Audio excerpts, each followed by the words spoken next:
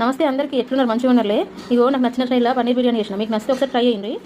ముందుగా పన్నీర్ని చిన్న చిన్న ముక్కలుగా కట్ చేసి వాటికి ఉప్పు, కారం, పసుపు, పెరుగు, కొద్దిగా కార్న్ఫ్లోర్ వేసి కలిపి పక్కన పెట్టుకోవాలి. తర్వాత ఉల్లిగడ్డలు సన్నగా కట్ చేసి దాన్ని స్టవ్ మీద గిన్నె పెట్టి అందులో ఆయిల్ వేసి వేడైనాక ఉల్లిగడ్డ ముక్కలు వేసి మంచిగా బ్రౌన్ కలర్ వచ్చేదాకా వేయించి పక్క తీయదు. తీసినాక ముందు కలిపెట్టుకున్నాక పన్నీర్ ముక్కలు అవి కూడా కొంచెం బ్రౌన్ కలర్లో వేయించి అవి కూడా పక్కకు తీసి పెట్టుకొని, మీరు దమ్కి ఏ గిన్నె అయితే పెడతారో మందపాటి గిన్నె తీసుకొని అందులో ఉప్పు, కారం, పసుపు, పెరుగు, గరం మసాలా, ధనియా పొడి, బిర్యానీ మసాలా, చెక్క, లవంగాలు, బిర్యానీ స్పైసెస్ అన్నీ వేసుకొని ఫ్రై చేసి పెట్టుకున్న పన్నీర్ ముక్కలు కూడా వేసి పెరుగు వేసి కలిపి పక్కన ఉంచుకోరు ఒక 15-20 నిమిషాలు.